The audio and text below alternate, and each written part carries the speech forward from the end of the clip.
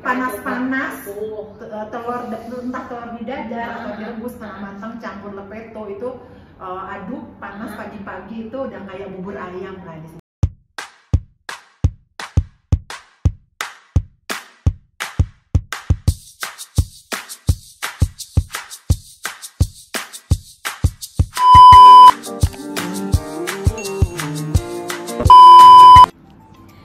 Minglaba everyone.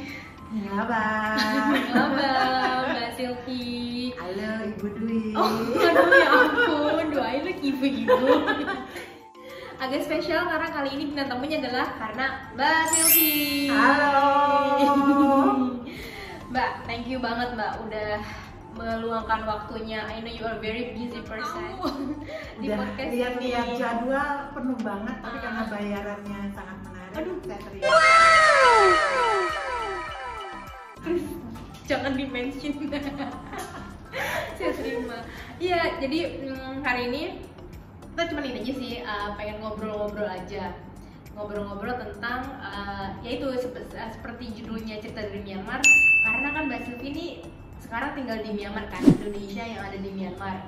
Aku pengen tahu aja sih, pengen cerita ke teman-teman juga yang lainnya yang mungkin di Indonesia belum pernah ada bayangan di Myanmar tuh kayak apa, kayak gimana kehidupannya. Jadi ya, why you are here Mbak di Myanmar? Iya, sebelumnya saya memang pernah ditugaskan juga di negara lain. Waktu itu dapatnya Kanada.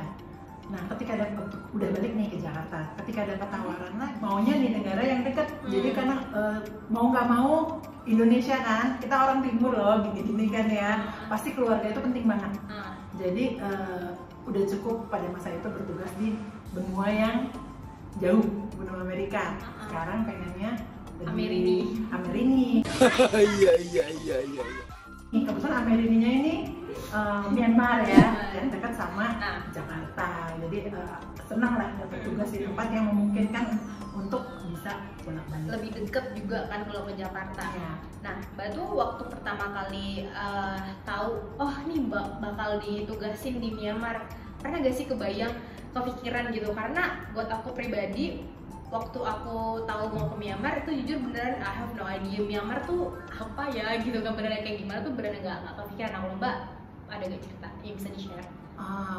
Jadi kalau misalnya mau nggak mau kalau kita ngomongin Myanmar kan kita bandingin dengan negara-negara ASEAN lainnya.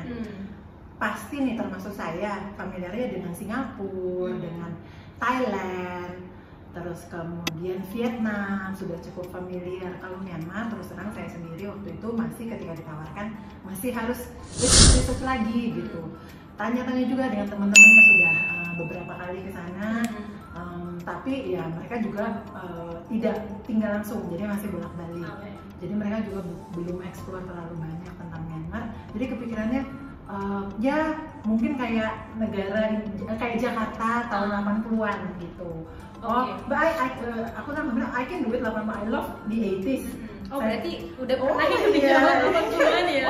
Itu udah facelift kemana-mana ini jadinya.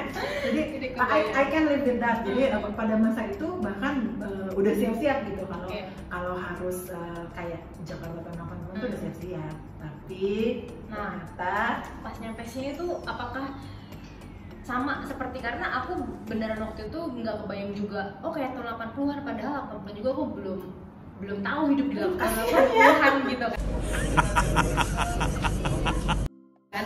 Jadi beneran cuman Myanmar, cuman kayak saat itu kan cuma pengen ngasih tau aja 80-an tuh eranya keren banget.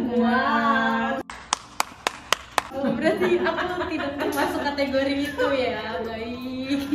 Nah itu googling kan ya informasinya nggak begitu banyak tentang Myanmar yang kayak kayaknya yang cuma hitam putih gitu ya, nggak kebayang nyampe sini ternyata ya udah ya. Boleh ya kita chill, pokoknya di sini tuh beneran chill banget.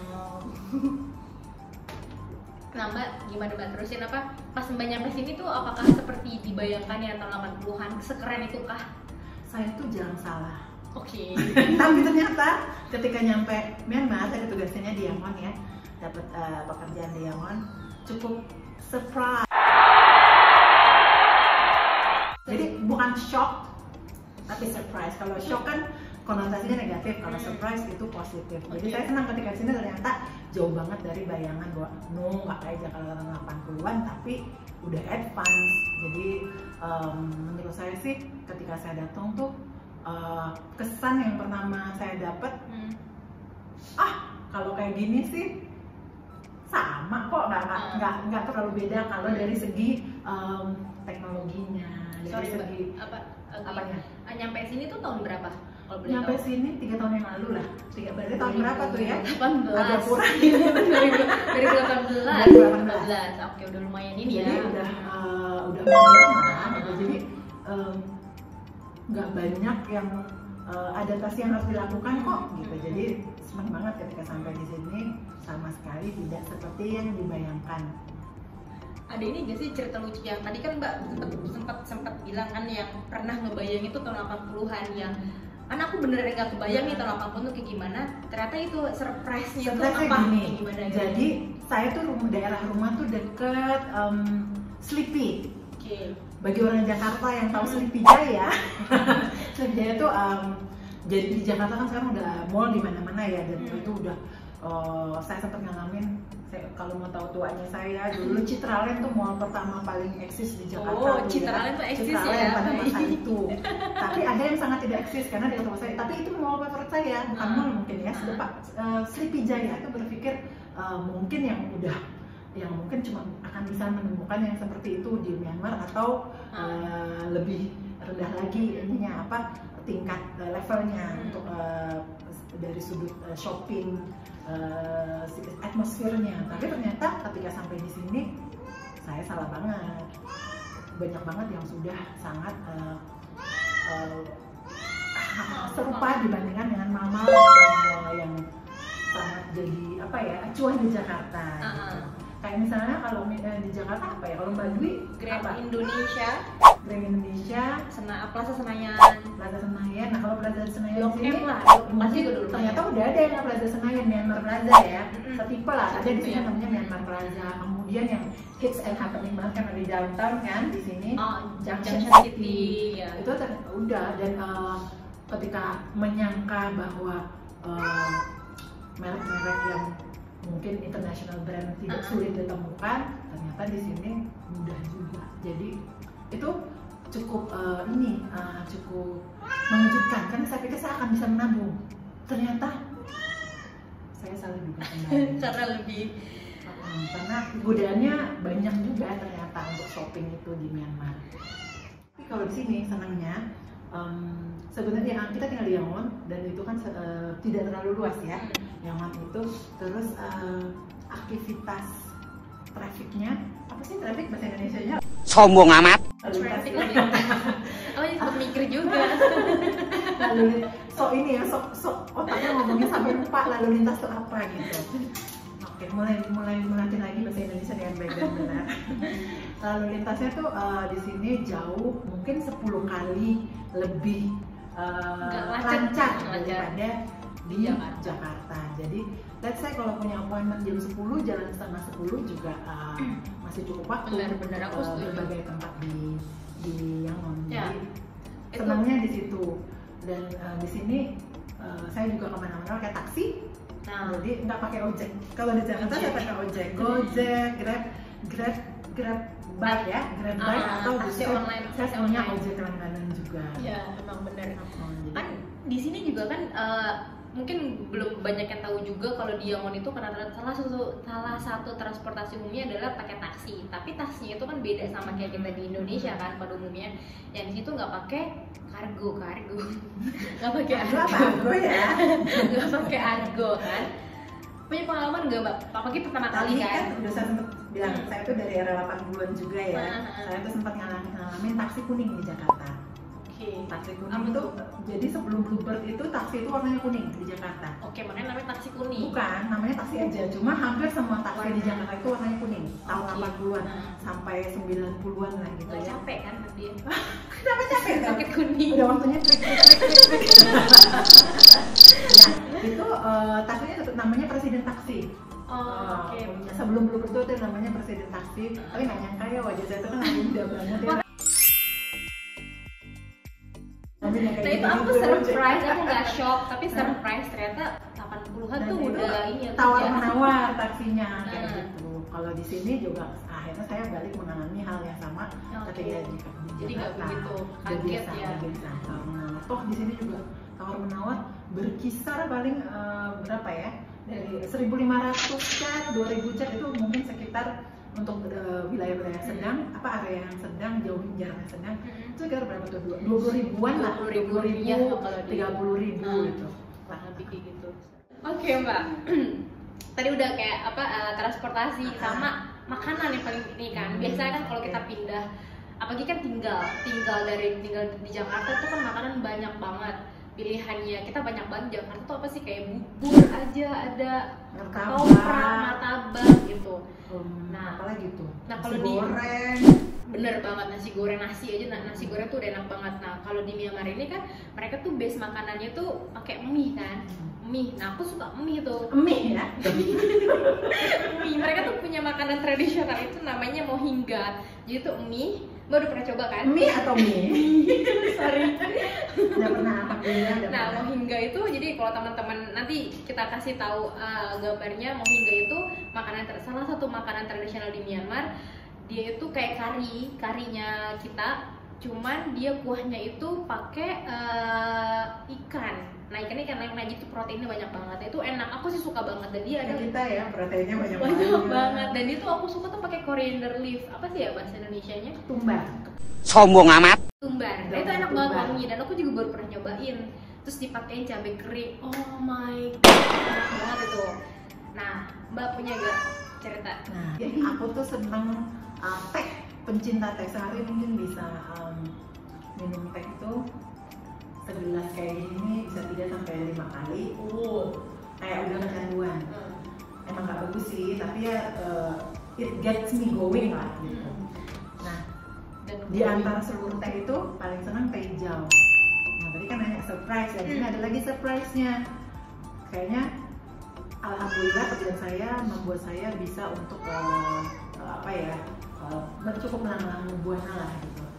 Tapi baru pertama kali nih di Myanmar teh hijau itu dijadikan makanan, salad. Semua kan biasanya celup, seduh atau apa gitu, minuman di sini dijadiin salad. Dan itu ya akibatnya kecanduan saya nambah lagi. Bukan hanya diminum tapi dijadiin salad itu. Enak banget. Namanya apa kalau di lepeto? Lepeto, ya. Teh hijau tuh lepet ya? Lepet. Mereka tuh tea leaf salad. Nah, itu yang pakai kacang itu kan? Pakai kacang sama. Terus nggak tahu bumbunya apa sih, pokoknya gurih deh. Iya. Aku pernah coba, itu enak juga. Dan kalau nggak salah tuh mereka di sini untuk dimakan juga pakai nasi kan? Nah, itu enak banget. Jadi tuh kadang ya, kalau kita lagi butuh energi, nasi panas, green tea salad, lepeto itu dicampur dengan telur setengah matang.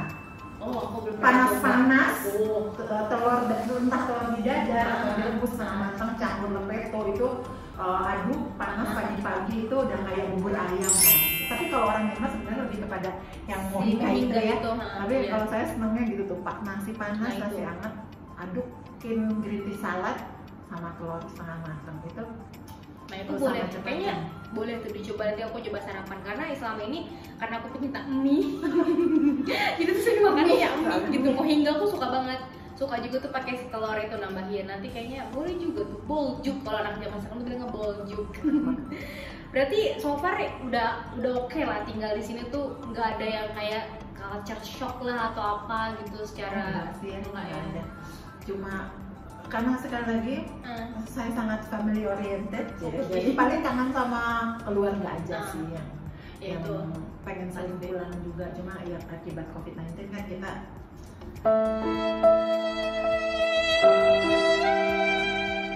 stay lah.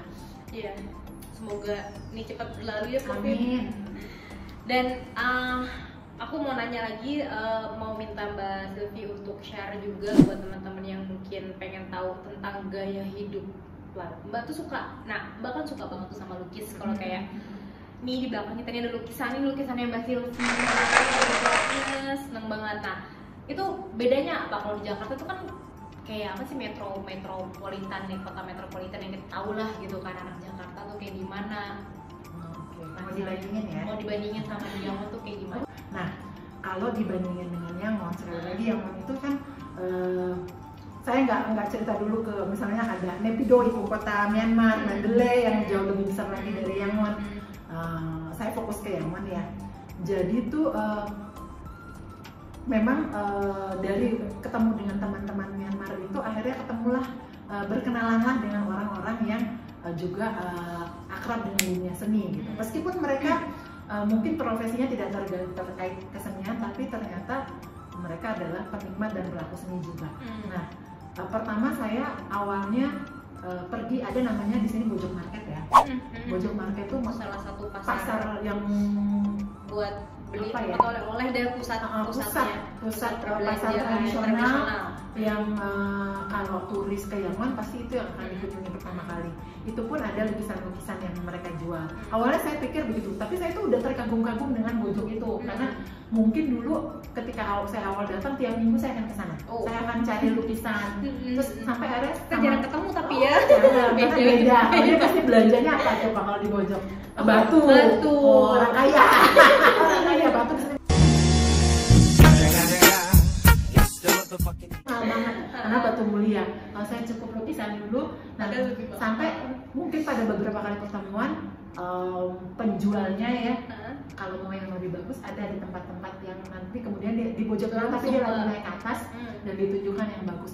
Itu scene pertama kali saya tahu dengan kayak surga buat saya gitu loh.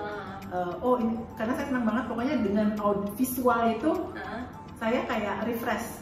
Sibuk kerja, weekend saya lihat lukisan itu hilang. Nah kemudian sampai akhirnya saya ketemu teman-teman Myanmar, ngobrol-ngobrol dan saya meng-highlight orang Myanmar itu so sweet banget ya. Mereka kalau udah kenal tuh gampang banget merangkul kita. Apa sama sih budayanya dengan orang Indonesia, Jakarta, tapi Jakarta lebih metropolis jadi individualisnya lebih udah mulai terasa. Cuma kalau Myanmar tuh mereka so sweet banget. Mereka tuh merangkul kita. Itu yang kita senang. Kalau udah teman yuk gitu. Apa kita foreigner ya? Enggak ya? Kamu foreigner ya? Akhirnya kita diajak dikenalin dengan para pelukis-pelukis langsung yang memang sudah diakui Myanmar. Dan saya kebetulan juga kerjaan saya memungkinkan saya untuk ikut ke undangan-undangan ke pameran-pameran lukisan yang memungkinkan saya kenal dengan para pelaku-pelaku fine artnya Myanmar gitu. Jadi alhamdulillah saya ini salah satunya yang di belakang saya adalah karya dari pelukis Myanmar yang namanya Komong Chotan. Ada beberapa lah lukisan dari Myanmar yang saya koleksi karena apa ya kalau saya mau bilang mereka punya ciri tersendiri dan ini sesuatu yang sangat luar biasa di Myanmar karena sejarahnya kan Myanmar itu baru belakangan juga fine art itu lebih bergelora gitu. Jadi saya senang kesini bisa melihat, nyaksiin sendiri, menikmati sendiri fine art Myanmar dari sudut pandang apa ya, penikmat lukisan gitu. Seru lah pokoknya tinggal di Yangon. Seru banget. Jadi ya itu yang tadi bilang surprise-nya tuh surprise dari konotasinya positif. Jadi bagi yang waktu itu aku yang baru pertama kali mau datang, tadi ditanya 2018 ya, mungkin kepikiran nanti selain kerja aku ngapain aja ya, apa yang harus aku lakukan ya, waktu luang aku ngapain ya, ternyata banyak banget. Jadi tidak sesedih yang dibayangkan memang. Ini melihatnya kan karena di Jakarta tuh terlalu padat banget kan, itu macet jadinya sampai yang tadi Mbak bilang kan sebenarnya Jakarta itu banyak banget, kita cuma bisa cip-cip doang kemana-mana. Sementara kalau lebih banyak waktu di Yangon karena mungkin karena jarang macet. Ternyata tuh pas balik Jakarta, kayak gue kangen banget sama Yangon gitu. Yang kangennya tuh apa ya? Suasananya yang gak macet. Kita udah terbiasa dengan apa ya, atmosfernya Yangon ya, terutama karena diriku belum banyak ke yang lain, lebih ke Yangon. Itu memang lebih tenang ya, lebih tenang. Kemudian kalau macet justru jadi bingung, ada apa sih, ada sesuatu gitu. Kalau macet dikit aja kita bingung, pasti ada sesuatu. Oh ya, mungkin perlu disebut juga di sini kalau di Yangon nggak ada motor ya. Oh ya, nggak ada motor. Nah itu juga kayak salah satu faktor yang mengurangi stres ketimbang di Jakarta, karena kita tahu di mana-mana. Ya, dan itu kan ya motornya kan sering slip kalau di Meskipun di sini. Jakarta saya pembutuh Sama. menggiat dan pegang gas motor karena saya butuh banget motor kalau di Iya. Jakarta karena Dan di ojeknya sini- habis kan. Kalau di sini alhamdulillah ya Nggak ada nggak motor. Jadi motor tuh hanya boleh di pinggiran Yangon ya. Pas di Outskirt tuh Yangon nggak ya. ada. Ya di luar kota. Kasih gambaran sekali pesan-pesan buat kayak yang belum pernah ke Myanmar, tapi ini kayak cuman ya udah kalau misalnya kayak googling pasti cuman ya udah Myanmar, pasti akan taunya ya tadi Myanmar Plaza, terus gedung-gedung apa atau ya mungkin macam-macam. Ini lebih kayak real nih, ini real nih dari orang yang tinggal di Myanmar gitu. Kalau pertama kalau saya mau apa ya share lah ya, Iya. kenal dulu dengan lokal people-nya. Ya. Karena mereka lah yang akan mengenalkan kita hal-hal yang sangat menarik untuk hobi. Maksudnya kita punya hobi apa, mereka akan bantu untuk mengenalkan orang-orang yang tepat, venue yang tepat, dan scene yang tepat. Jadi karena saya suka lukisan, alhamdulillah saya ngobrol gitu dengan mereka. Saya bisa kemana. Tapi hal yang perlu kita highlight lagi adalah bahwa kalau kesini pasti coba Bojok dulu ya. Bojok market itu Bojok ya, market. Bojok, ya. Dan sana juga kan bentuk networking juga di Ya, situ. benar. Memang kalau kita foreigner ya, pasti harganya mahal-mahal banget. Iya. Tapi kita juga bisa ini kok. Kalau kita beberapa kali ke sana kita tahu ada yang price-nya apa sih? Ada yang price-nya higher, medium, lebih rendah. Itu tempat-tempatnya ada di situ. Kedua, di mana-mana tuh kan ada meet up group ya. Apapun itu bentuknya, cobalah berkumpul dengan komunitas-komunitas itu. Pasti mau nggak mau saya introvert, saya jadi seorang yang introvert dan saya juga nggak terlalu bisa berkumpul dengan orang banyak. Tapi kan kalau meet up itu komunitas itu paling ketemu 3 orang, 4 orang, 5 orang. Dari situ kita bisa ngobrol. Siapa yang kita punya chemistry dengan siapa, kita punya minat apa, no worries. Meskipun memang di Yangon dibandingkan Jakarta jauh lebih sepi, tapi mereka punya kok tempat-tempat yang buat kita untuk menyalurkan hobi tersebut. Itu ada istilah tuh kalau orang udah ke Yangon tapi belum ke Bojok tuh nggak sah gitu kan, kayak istilahnya Bojok market.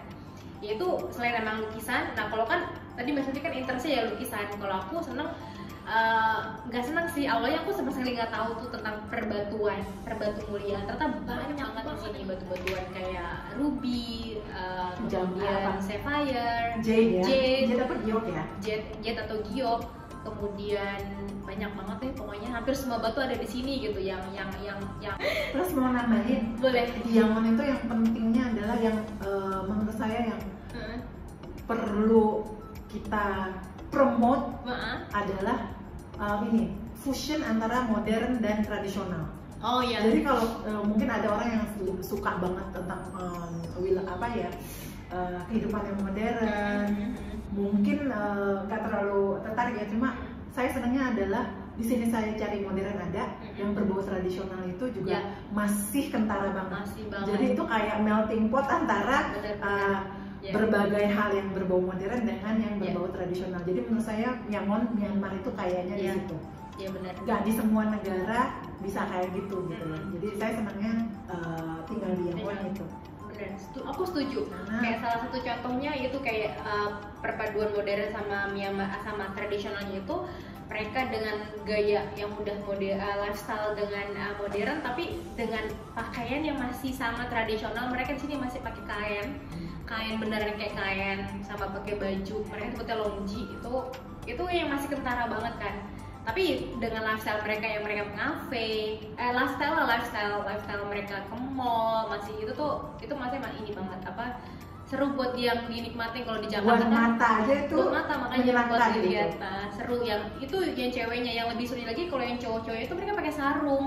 Tidak kebayang nggak sih mereka tuh pakai sarung gitu, tapi mereka beneran modern kayak hangout tuh pakai sarung, pakai sandal jepit gitu. Karena kalau kita di Jakarta yang tahu kan kalau ke mall ya udah gayanya yang beneran yang gaya anak Jakarta kayak gimana gitu. Di sini ya itu seru bener. Aku setuju sama yang poin itu juga sih. Jadi kalau mau ke Myanmar sih worth it banget buat ke Myanmar untuk pengen tahu yang itu hal uniknya. pokoknya kalau suka hal yang berbau culture and art, Myanmar tempatnya kok, terutama karena saya tinggal di Yangon, saya rekomen kalau Yangon. Itu aja sih sementara Mbak, ngobrol-ngobrolnya seru banget sih, yakin banget nanti pasti banyak banget lagi yang pengen kita ngobrol-ngobrol. Thank you banget Mbak udah mampir ke sini, mampir ke channel ini maksudnya. Semoga obrolan kita ini bisa bermanfaat, terus bisa membuka mata teman-teman yang kayak seru juga deh ke Myanmar. Let's go. Mudah-mudahan setelah Covid ini selesai bisa jalan-jalan lagi. Kita berdoa semoga amin. Covid bisa segera berlalu seperti badai. Amin. Thank you so much Mbak. Thank you guys.